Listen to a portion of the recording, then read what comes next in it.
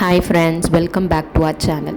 இன்றைக்கி இந்த வீடியோவில் நம்ம ராகி ஆனியன் பக்கோடா எப்படி செய்கிறதுன்னு பார்க்கலாம். இது ஈவினிங் ஸ்நாக்குக்கும் ரொம்பவே நல்லாயிருக்கும். இதில் குக்கிங் சோடாவோ இல்லை பேக்கிங் சோடா எதுவும் போடாமல் கிறிஸ்பியாக எப்படி ஆனியன் பக்கோடா செய்கிறதுன்னு இந்த வீடியோவில் நம்ம பார்க்கலாம்.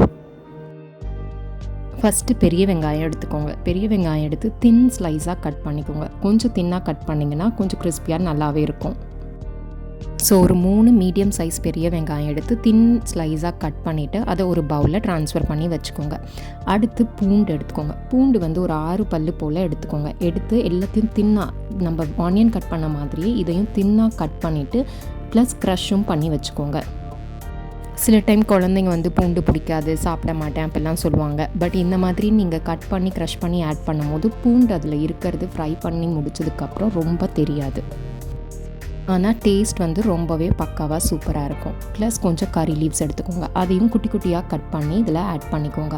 இது எல்லாத்தையும் ஆட் பண்ணதுக்கப்புறம் கை வச்சு நல்லா பிசைஞ்சு கொடுங்க. நெக்ஸ்ட்டு சால்ட்டும் சில்லி ஃப்ளேக்ஸும் ஆட் பண்ணிக்கோங்க. இந்த சில்லி ஃப்ளேக்ஸ் ஸ்பைஸ் கொஞ்சம் ஜாஸ்தி, அதனால நான் 1 டேபிள் ஸ்பூன் போட்டிருக்கேன்.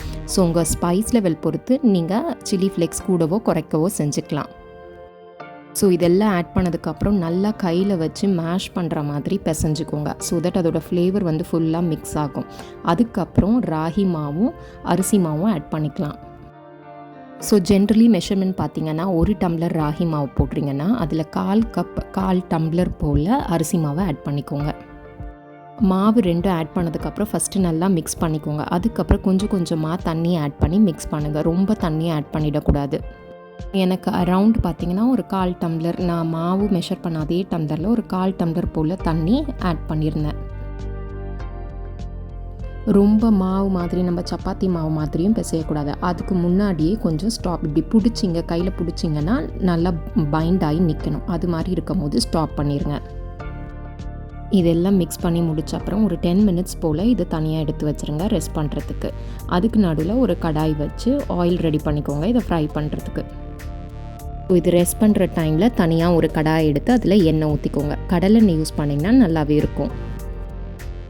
ஸோ ஆயில் ஃப்ரை பண்ணுறதுக்கு ஜென்ரலாக நம்ம எவ்வளோ ஊற்றுவோமோ அந்த அளவுக்கு ஆயில் எடுத்துக்கோங்க. ஆயில் நல்லா சூடானதுக்கப்புறம் இந்த ஆனியன் நம்ம மிக்ஸ் பண்ணி வச்சுருந்தோம்ல அதை எடுத்து வடை மாதிரி போடக்கூடாது, நல்லா உதிரி உதிரியாக எடுத்து மிக்ஸ் பண்ணி கரெக்டாக போட்டிங்கன்னா பர்ஃபெக்டாக வரும். ஸோ இது கண்டிப்பாக லோ ஃப்ளேம்லேயோ ரொம்ப ஹை ஃப்ளேம்லேயோ ஃப்ரை பண்ணக்கூடாது, மீடியமாக வச்சுக்கோங்க. வச்சுட்டு ஃப்ரை பண்ணிங்கன்னா நீங்கள் ஃபஸ்ட்டு போட்ட உடனே இந்த மாதிரி நல்லா பொங்கி வரும். நல்லா மிக்ஸ் பண்ணி விட்டுருங்க. 1 or 2 டைம்ஸ் இந்த மாதிரி எடுத்து திருப்பி போட்டுகிட்டே இருந்தீங்கன்னா ஒரு பாயிண்டில் அந்த பபிள்ஸ் எல்லாம் குறையும். அந்த டைமில் நீங்கள் ஈஸியாக குக் ஆகிடுச்சுன்னு சொல்லி எடுத்துடலாம். இது குக்கான லெவல் இந்த பபிள்ஸ் வச்சு நீங்கள் ஈஸியாக ஐடென்டிஃபை பண்ணிக்கலாம். ஸோ அந்த பபிள்ஸ் நல்லா குறைஞ்சி வந்த அப்புறம் ட்ரான்ஸ்ஃபர் பண்ணிவிடுங்க. ஒரு டிஷ்யூ பேப்பரில் ட்ரான்ஸ்ஃபர் பண்ணிவிட்டு அதுக்கப்புறம் அந்த எக்ஸ்ட்ரா ஆயில் எல்லாம் அந்த டிஷ்யூ அப்சர்வ் பண்ணதுக்கப்புறம் வேறு பவுலில் நீங்கள் மாற்றிட்டு சர்வ் பண்ணிக்கலாம்.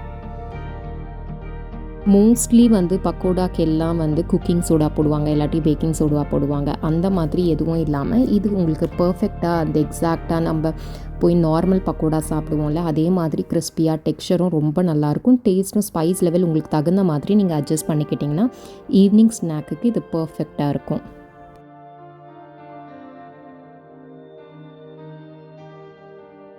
ஸோ இந்த ரெசிபி கண்டிப்பாக ட்ரை பண்ணி பாருங்கள். உங்களுக்கு பிடிச்சிருந்தா இந்த சேனலை சப்ஸ்கிரைப் பண்ணுங்கள்.